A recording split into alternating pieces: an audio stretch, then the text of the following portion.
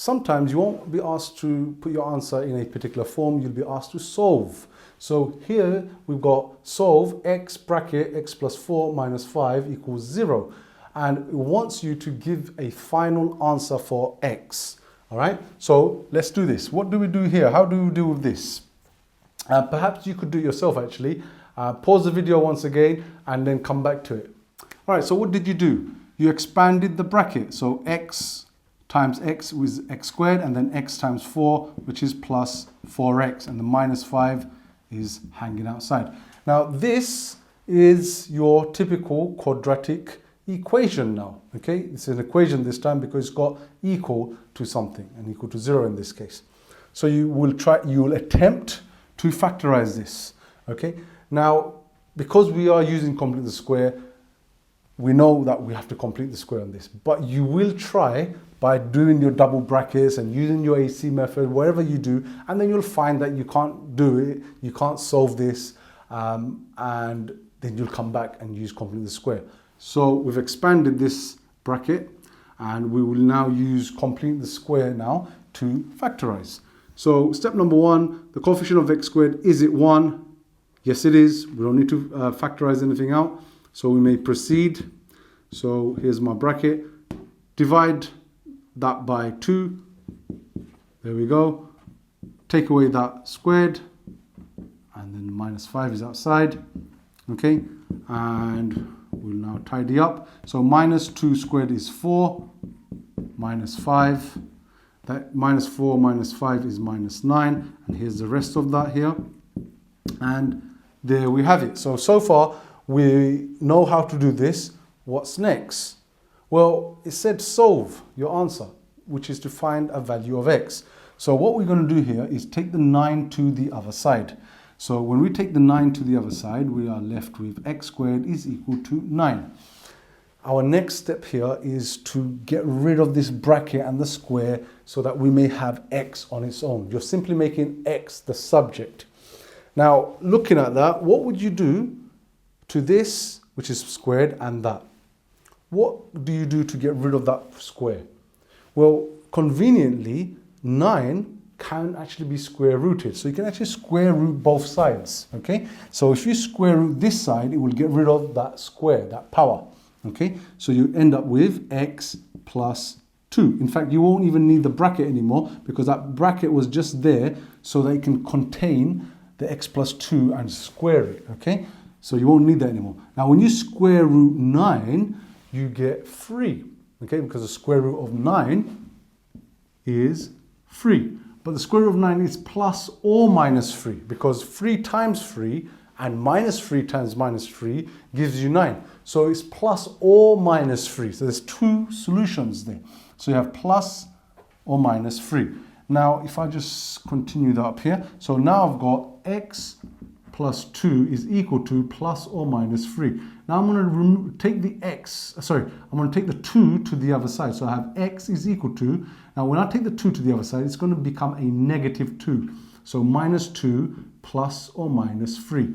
So what are my 2 solutions? Yes, there's 2 solutions because the 3 can be 2 different values. It can be a plus 3 or a minus 3. So I'll have x is equal to minus 2 plus 3, or I'll have x is equal to minus 2 minus 3. Now, when it's the first one, x is going to be equal to 1 because minus 2 plus 3 is 1. When it's the latter one, x is going to be equal to minus 2 minus 3, which is minus 5.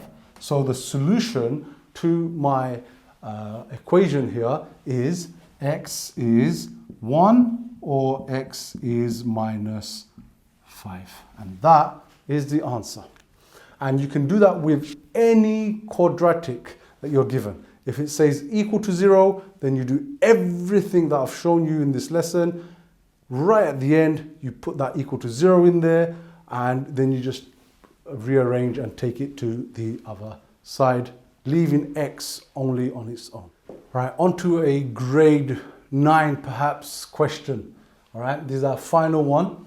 So solve 4x squared minus 6x minus 1 equals 0 leaving your answer in third form. Already I know I have to complete the square because completing the square is indicated to me by the fact that it tells me to leave in third form. All right. So how do we deal with this? We've got 4x squared. Now I want to make this coefficient 1. I'm going to divide, or I'm going to factorize out the 4, and I'm going to get 4 square bracket x squared. 6 over 4 is going to be written like this, but 6 over 4 is also 3 over 2. So I won't write 6 over 4, I'll write 3 over 2 instead. And then minus 1 over 4, that remains. And then equal to 0. Now I'm going to forget about this 4, and I'm just going to deal with what's inside here. So let's go. So I have x squared here. I'm going to divide, oops, sorry, I forgot the x here from earlier on. Forgot to put that x in there, so that's that. Right, I'm going to divide the coefficient of b, which is minus 3 over 2, by 2, giving me minus 3 over 4. And I'm going to take that squared version away. The minus 1 over 4, I'll just write it here.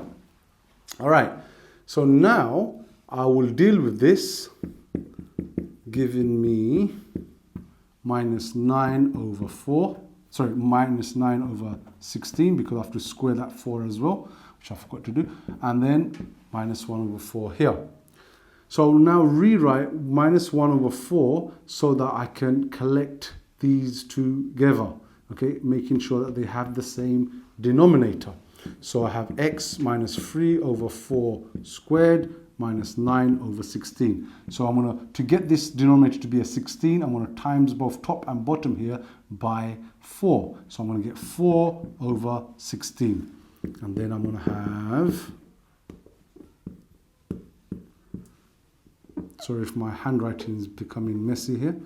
I'll try my best to be well presented.